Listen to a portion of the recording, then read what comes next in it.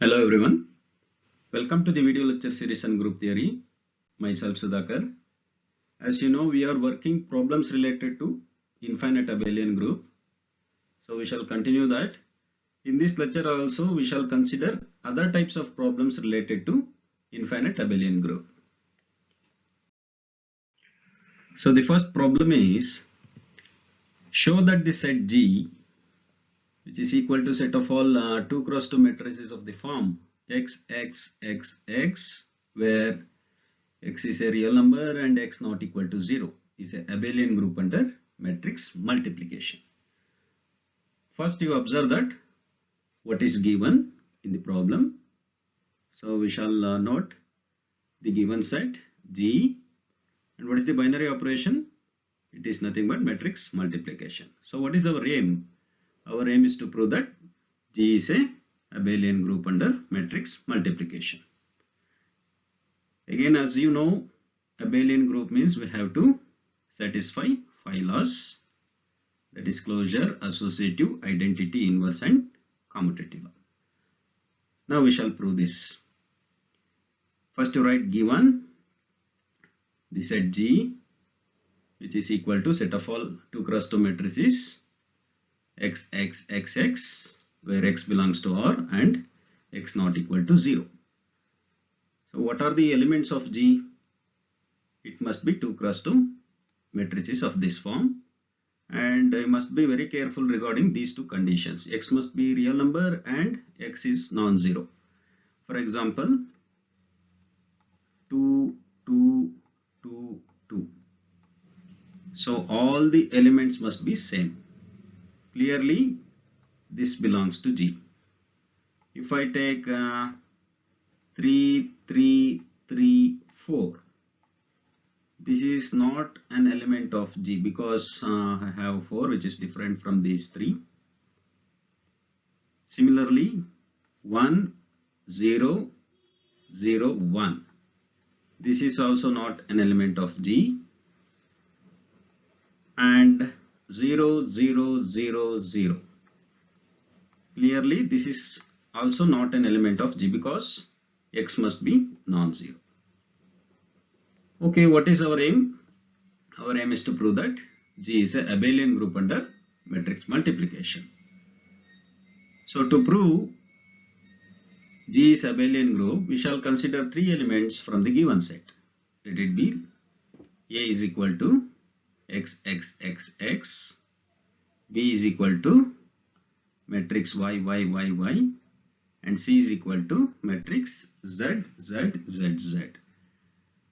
What are x, y, z? X, y, z are real numbers, that is belongs to R, and x, y, z must be non-zero. Okay, now we shall consider closure law. Consider A into B. A is nothing but matrix x, x, x, x, and B is nothing but matrix y, y, y, y. Now you know how to multiply these two matrices. Okay, x into y plus x into y. Therefore we get xy plus xy, and same thing for other elements also. Therefore we get a matrix of the form like this, and xy plus xy is nothing but 2xy. Therefore we get matrix containing 2xy, 2xy, 2xy, 2xy. And when we can say it belongs to G, it must be of the form, that is all the elements must be same and it should not be equal to 0. Since x not equal to 0, y not equal to 0, product of those two not equal to 0. Similarly 2xy not equal to 0. Therefore all the elements in this matrix are real numbers and they are not equal to 0 and they are same. Therefore clearly it belongs to G. Therefore we can say AB belongs to G for all A comma B belongs to G. Therefore closure law is satisfied. Next we shall move to associative law. Consider the left hand side of associative law, that is A of BC. Now replace ABC and simplify these two matrices first. So y into z, yz plus yz, you get 2yz. Therefore in the next step we shall write like this. Again multiply these two matrices. X into 2yz is 2xyz plus x into 2yz is 2xyz. Therefore 2xyz plus 2xyz we get 4xyz. Therefore we get a matrix of the form like this. Similarly, we shall consider the right hand side of associative law, that is AB of C. Again replace ABC. Simplify these two matrices first. Xy plus xy, you get 2xy. Therefore in the next step write like this. Again multiply these two matrices. 2xy into z, 2xyz plus 2xy into z, 2xyz, that is 4xyz. Therefore we get a matrix of the form like this. Now you can observe that these two matrices are same. Therefore we conclude that A of BC is equal to AB of C, and it is true for all ABC belongs to G. Next is identity law. We shall find identity element in G. So consider the matrix X, X, X, X. What is the matrix we should multiply so that right hand side I should get same matrix, that is X, X, X, X. So immediately we get the matrix 1, 0, 0, 1, that is the identity matrix. Clearly if you multiply any matrix with identity matrix, I get same matrix, but the question is whether this matrix belongs to G. This is not an element of G because the elements of G of the form like this, all must be same, and X is not equal to 0. Therefore this doesn't belong to G. Therefore identity matrix we can't consider. Okay, let us check another way. Suppose if you write instead of 1, 0, 0, 1, if I take 1, 1, 1, 1, what happens? X into 1, X plus X into 1, X. So if you get X plus X, that is 2X. So 2 times of X, but I should get only X. So instead of writing 1, 1, 1, okay, let us make it 1 by 2, 1 by 2, 1 by 2, 1 by 2. Okay, X into 1 by 2, X by 2 plus X into 1 by 2, X by 2, X by 2 plus X by 2 is X. Similarly, X into 1 by 2 plus X into 1 by 2, again I get X. In case of matrices, you should check both ways.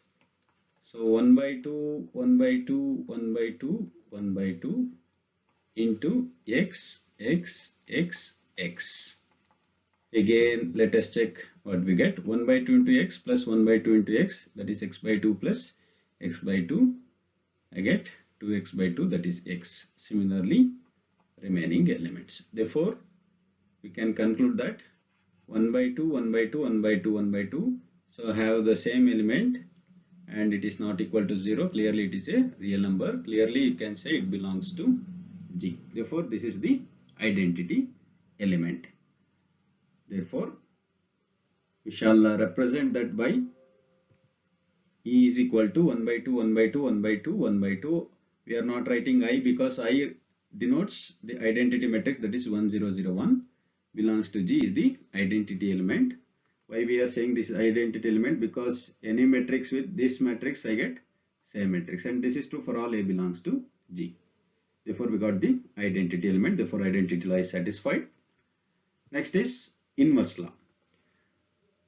We have to find the inverse matrix for this matrix, that is X, X, X, X.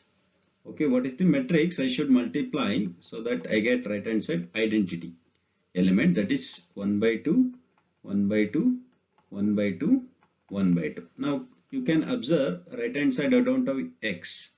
Therefore I should eliminate X. Therefore we shall write 1 by X, 1 by X, 1 by X, 1 by X. So what happens? X into 1 by X is 1 plus X into 1 by X is 1. So 1 plus 1 is 2. But I should get 1 by 2.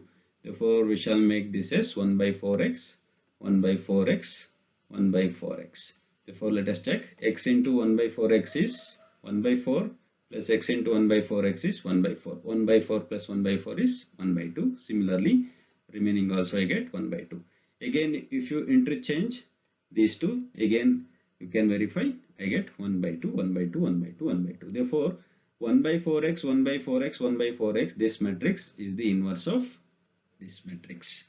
And again, we can verify this belongs to G. Since x is not equal to 0, 1 by 4x is also not equal to 0, and clearly it is a real number. Therefore, for every a is equal to xx belongs to G, there exists a inverse. What is a inverse? 1 by 4x, 1 by 4x, 1 by 4x, 1 by 4x. Clearly it belongs to G, such that a into a inverse is equal to a inverse into a is equal to the identity element, which is nothing but this matrix. Therefore, inverse law is satisfied. So the next one is commutative law. Consider AB, and we shall replace the matrices A and B. Now we shall multiply these two matrices. We know that what we get. We shall write that one. And again, you can observe that x and y are real numbers. Real number satisfies commutative law. Therefore, x into y is same as y into x. Therefore, in the next step, we shall write this as 2yx, 2yx, 2yx, 2yx. Again, we can split and write this matrices, this matrix into two matrices. That is yy into xx. Therefore, this is nothing but matrix B, and this is nothing but matrix A. Therefore, we get this is equal to BA. Therefore, we have proved AB is equal to BA, and it is true for all AB belongs to G. Therefore, we have verified all the phi laws. Therefore, we conclude that G is a abelian group under matrix multiplication. Now we shall consider another problem. Show that the set G, which is the set of all 2 cross 2 matrices of the form cos alpha minus sin alpha cos alpha, where alpha is a real number, is a abelian group under matrix multiplication. Again, we shall observe carefully, and we shall write what is given. What is given? The set G, and the binary operation is matrix multiplication. And what is our aim? Our aim is to prove G is a abelian group under matrix multiplication. So you write the given set, and you can note that what are the elements of this set G. Alpha is a real number, and here I have cos alpha minus sin alpha, cos alpha. For example, we know that 2 is a real number. Cos 2 minus sin 2, cos 2. So this is an element in G. Similarly, if you write cos 1 by 2 minus sin 1 by 2, sin 1 by 2, cos 1 by 2. Clearly, this is also an element in G. And observe that here I have cos minus sin, cos, and alpha is same here. So here I have 2, 2, 2, 2. Similarly, 1 by 2, 1 by 2, 1 by 2, 1 by 2. And here I have minus the first row second element. I have minus sin alpha. Okay, now what is our aim? Our aim is to prove that G is a abelian group under matrix multiplication. Okay, we shall consider 3 elements in G. Let A is equal to matrix containing cos alpha minus sin alpha, cos alpha. Similarly, matrix B containing cos beta minus sin beta, cos beta. And C, matrix C is cos gamma minus sin gamma, cos gamma. So let it be 3 elements in G. What are alpha, beta, gamma? They are real numbers. Okay, now we shall verify closure law. Consider AB. Now you replace these two matrices A and B. Okay, now we have to multiply these two matrices row wise and column wise. So cos alpha into cos beta minus sin alpha into sin beta. So this is nothing but the formula cos A cos B minus sin A sin B, that can be written as cos of A plus B. Therefore, this can be written as cos of alpha plus beta. Next, first row second column. cos alpha into minus sin beta minus sin alpha into cos beta. Therefore, in both the terms I have minus sign. Therefore, take that minus outside. Therefore, we get minus of sin beta into cos alpha plus cos beta into sin alpha. So this is nothing but another formula, sin A cos B plus cos A sin B, that can be written as sin of A plus B. Therefore, here we get minus of sin of alpha plus beta. Therefore, we get cos of alpha plus beta minus sin of alpha plus beta, sin of alpha plus beta, cos of alpha plus beta. Since alpha, beta are real numbers, alpha plus beta is also a real number. Clearly, this matrix belongs to G. Therefore, AB belongs to G for all A comma B belongs to G. Therefore, we verified closure law. This associative law. Consider left hand side of associative law, that is A of BC. Write the matrices A, B and C. Now from closure law, we observed that if you multiply these two matrices, we can write directly, that is cos of beta plus gamma minus sin of beta plus gamma, sin of beta plus gamma, and the last one is cos of beta plus gamma. Therefore, we get like this. Again, multiply these two matrices. So we shall write directly, and this can be written as cos of alpha plus of beta plus gamma. Next element is minus sin of alpha plus of beta plus gamma, etc. Therefore, we get like this.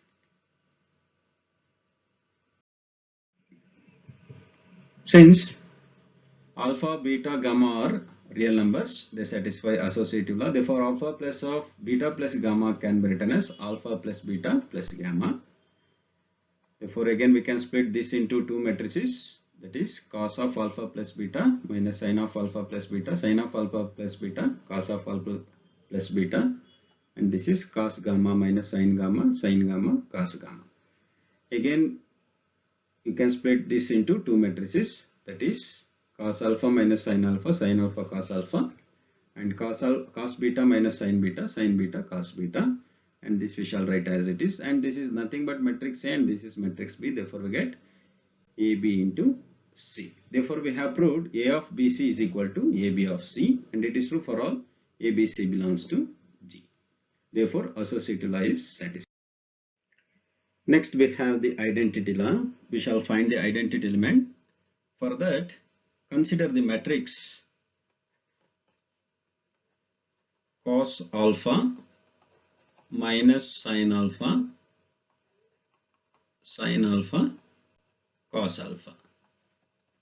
What is the matrix to be multiplied so that I get same matrix, that is cos alpha minus sin alpha, cos alpha. Clearly, in this place we are going to write the identity matrix, that is 1 0 0 1. So this is matrix A and this is I, the identity matrix. So if you multiply identity matrix with any matrix, I get same matrix. Okay, no problem. But the question is whether it belongs to G. This matrix can be written as, you see in this place I have 1 can be written as cos 0 because cos 0 value is 1. Similarly, 0 can be written as minus sin 0 since sin 0 is 0. Again, this 0 can be written as sin 0 and 1 can be written as cos 0. So in place of alpha, I have 0, which is a real number.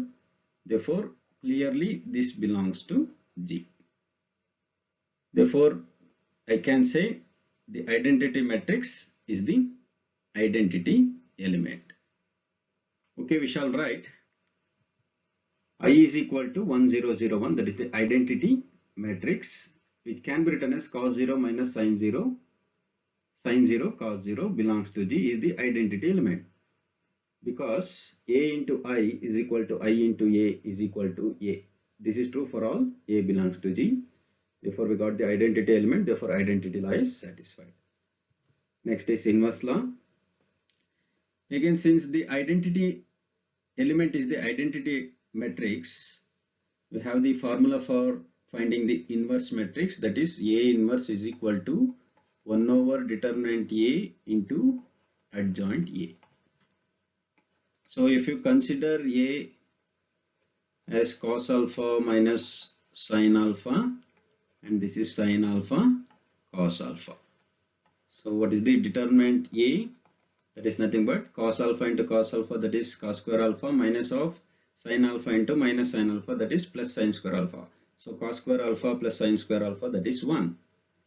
What is adjoint A? So we shall write that one. Therefore A inverse is equal to 1 by 1 and adjoint A is, so you should interchange principal diagonal elements. We get cos alpha as it is, and I should write opposite signs. Therefore this is sin alpha and this is minus sin alpha. Therefore this can be written as cos alpha can be written as cos of minus alpha, and sin alpha can be written as minus of sin of minus alpha. Similarly, minus of sin alpha can be written as sin of minus alpha, and again cos alpha can be written as cos of minus alpha, because cos of minus theta is plus cos theta, sin of minus theta is minus sin theta. Clearly you see in place of alpha I have minus alpha. Since alpha is a real number, minus alpha is also a real number. Clearly this belongs to G. Therefore, what is the inverse of A? That is cos of minus alpha minus sin of minus alpha, sin of minus alpha, cos of minus alpha. Therefore we shall write, for every A is equal to cos alpha minus sin alpha cos alpha, there exists A inverse, which is nothing but this matrix, such that A into A inverse is equal to A inverse into A is equal to I. Therefore we got inverse for every matrix, therefore inverse law is satisfied. The commutative law, consider AB, replace the matrices A and B, and we know that what is the answer for this, that is the product of these two matrices, that is cos of alpha plus beta minus sin of alpha plus beta, sin of alpha plus beta, cos of alpha plus beta. Since alpha and beta are real numbers, alpha plus beta can be written as beta plus alpha. Therefore we get like this. Again we can split this into two matrices, that is cos beta minus sin beta cos beta into cos alpha minus sin alpha cos alpha. This is nothing but B and this is nothing but A. Therefore we get B into A. Therefore we have proved AB is equal to BA, and it is true for all. AB belongs to G. Therefore commutative law is satisfied. Since we have verified all the 5 laws, we shall conclude that G is a abelian group under matrix multiplication. Okay, I hope you understood the problems on matrices regarding infinite abelian group. So try to solve these problems.